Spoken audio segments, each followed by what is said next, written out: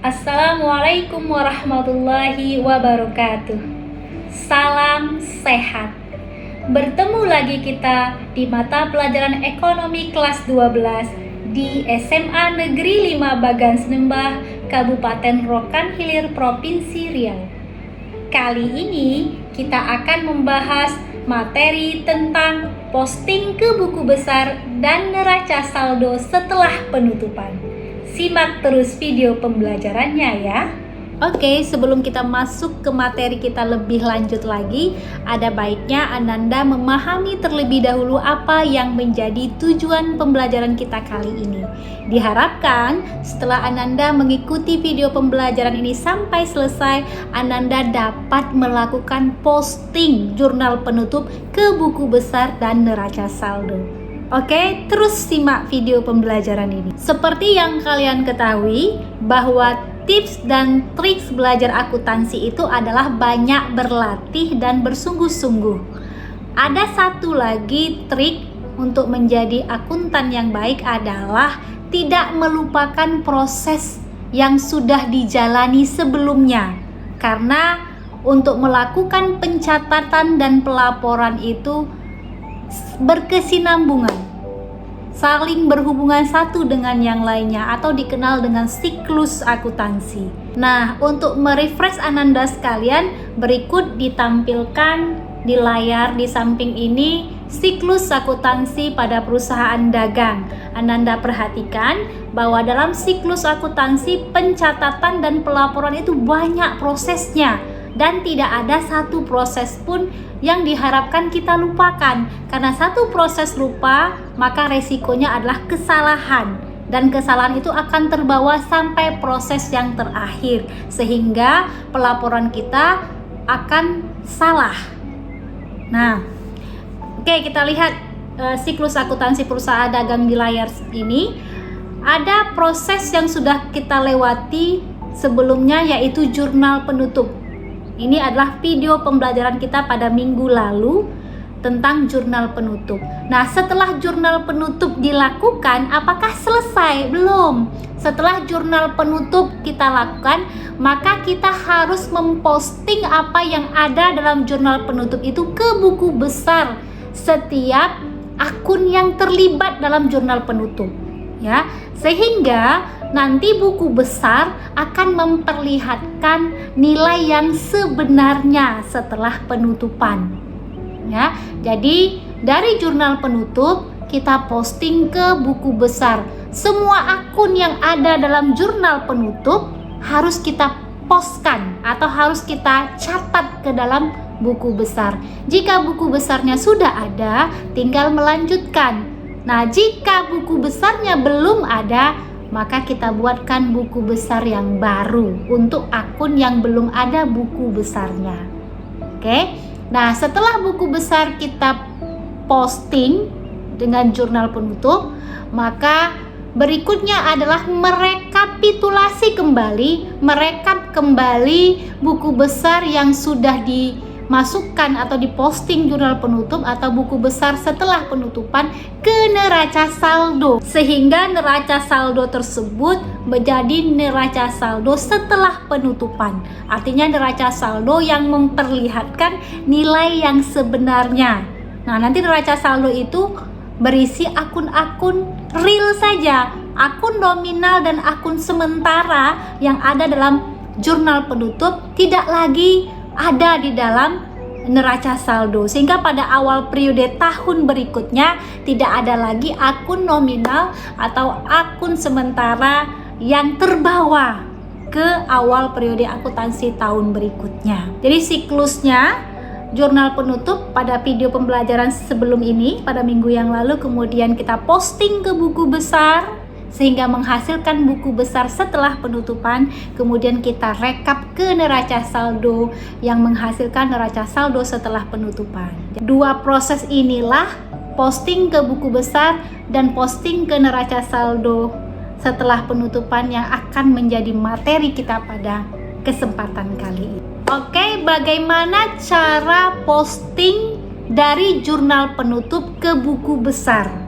Ini ada satu contoh dalam video pembelajaran kali ini yang akan Ananda tonton, dan saya yakin apabila Ananda cermati, Ananda akan paham bagaimana cara memposting dari jurnal penutup ke buku besar. Nah, perhatikan di layar ini, di atas ada jurnal penutup penjualan, ya. Yang transaksinya atau jurnalnya adalah penjualan di debit 176 juta rupiah, kemudian ikhtisar laba rugi di kredit 176 juta rupiah. Nah, berdasarkan jurnal penutup tadi, bagaimana postingnya ke buku besar? Perhatikan bahwa akun yang muncul dari jurnal penutup itu ada dua. Pertama akun penjualan, yang kedua akun ikhtisar laba rugi. Maka dua akun inilah yang akan kita posting ke buku besarnya masing-masing. Berarti ada dua buku besar yang akan kita catat, ya. Yang pertama buku besar penjualan, yang kedua buku besar ikhtisar laba rugi. Apabila dua buku ini sudah ada buku besarnya, maka kita tinggal melanjutkan saja, tinggal mencatat di lembaran yang masih kosong dalam buku besar tersebut. Namun apabila buku besar itu belum ada, maka perlu kita buatkan buku besar yang baru. Nah, lihat contoh ya di bawah ini, di layar ini. Nama akunnya, buku besarnya adalah penjualan. Maka ini adalah buku besar penjualan. Jadi cara mempostingnya, per 31 Desember sebelum penutupan ternyata ada saldo penjualan di sebelah kredit sebesar 176 juta rupiah. Nah, dalam jurnal penutup tinggal kita posting jurnal penutupnya. Lihat, penjualan di jurnal penutup berada di sisi debit. Tinggal kita posting ke bawah ke buku besarnya. 31 Desember, masih tanggal 31 Desember, ingat jurnal penutup dilakukan di akhir periode akuntansi tahun berjalan, ya. Tahun berjalan itu berarti tahun yang terjadinya kegiatan atau yang mau kita laporkan. Nah, keterangannya apa? Jurnal penutup, bahwa postingan ini kita ambil dari jurnal penutup. Refnya adalah kode JP atau simbol dari jurnal penutup. Nah, angkanya di jurnal penutup penjualan itu ditulis di sisi debit 176 juta rupiah. Ya, kita pindahkan ke debit juga, tidak kita alihkan ke kredit, tetap di debit. Kita tinggal posting ke debit 176 juta rupiah. Nah, saldo tinggal kita menselisihkan. Karena kenapa diselisihkan? Karena saldo sebelumnya penjualan itu berada di sisi kredit.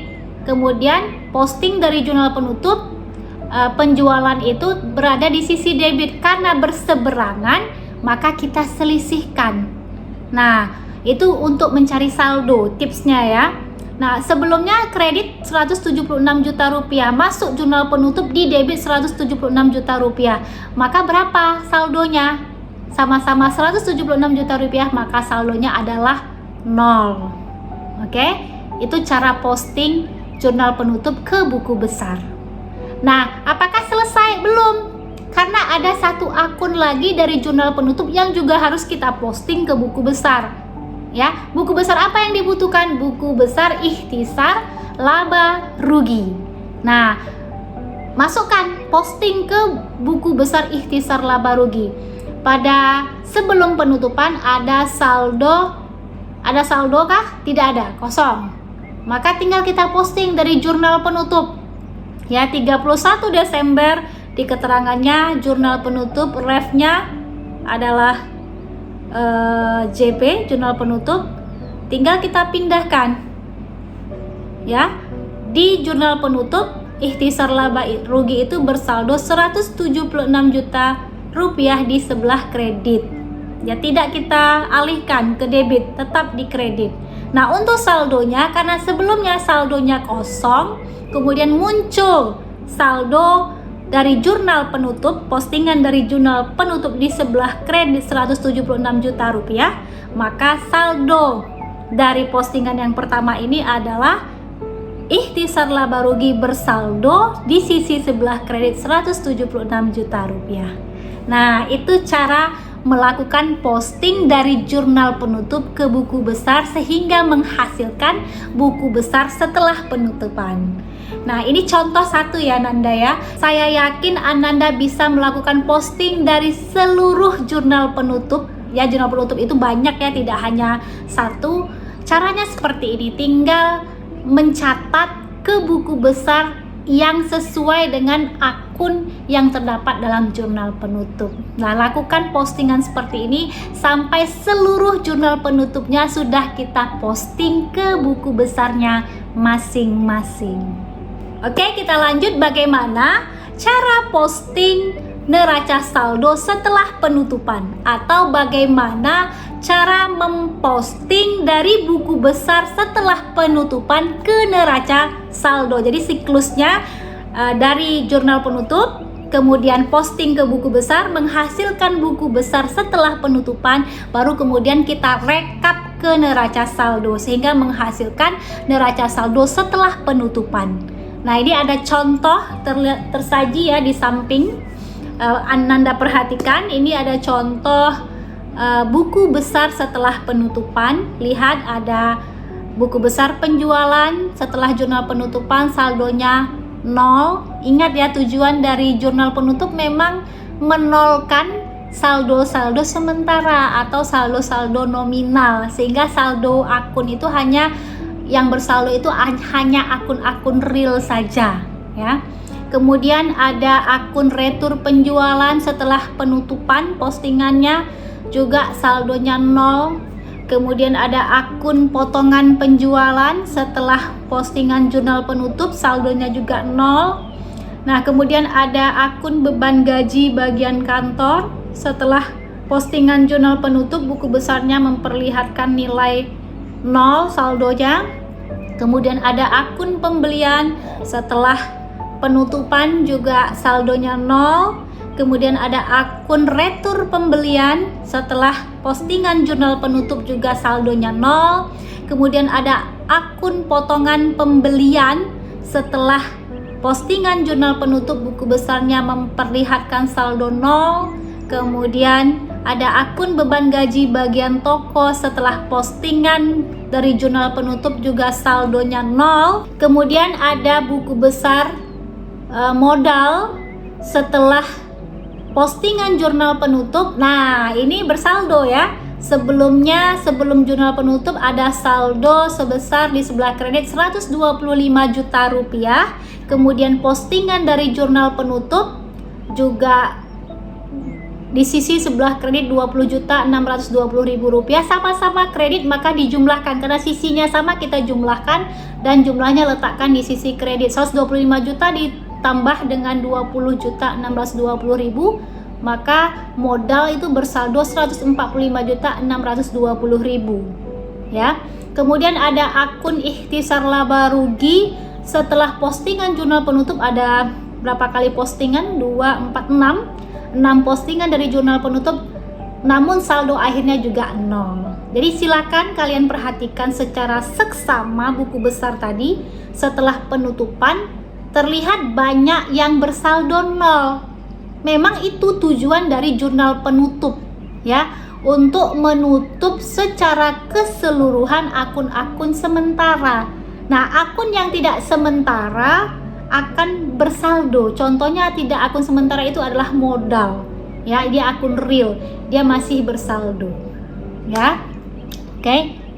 Nah, dari buku besar setelah penutupan tadi, maka bagaimana cara kita mempostingnya atau merekapnya ke neraca saldo?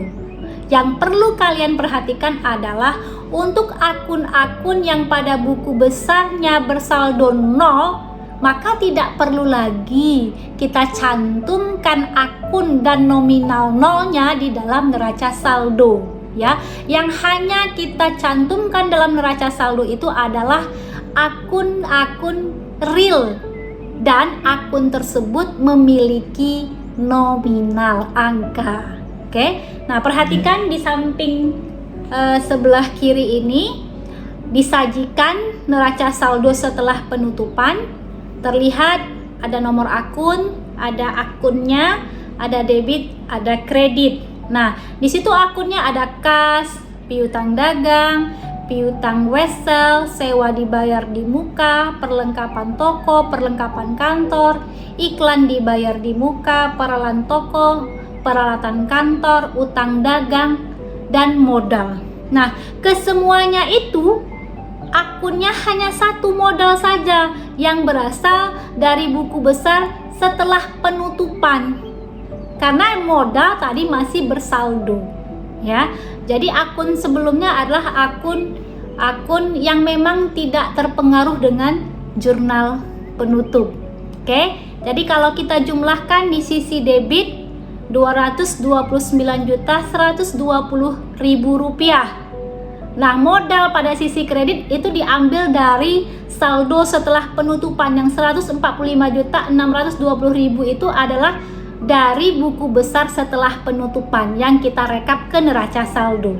Nah, total di sisi kredit juga Rp229.120.000. Jadi tips dan trik berikutnya untuk mengkoreksi apakah neraca saldo kita ini sudah betul atau salah adalah apabila sisi sebelah debit itu sama jumlahnya dengan sisi sebelah kredit atau balance, ya. Jadi itu salah satu indikator neraca saldo setelah penutupan itu benar.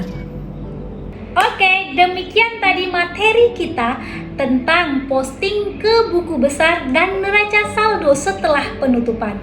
Mudah-mudahan Ananda dapat memahami materi ini dengan baik. Ingat pesan dari saya untuk belajar akuntansi itu dengan banyak berlatih dan bersungguh-sungguh. Manjada wajada. Dan ingat juga moto belajar ekonomi di SMA Negeri 5 Bagan Senembah. Belajar ekonomi asik. Wassalamualaikum warahmatullahi wabarakatuh. Sampai jumpa.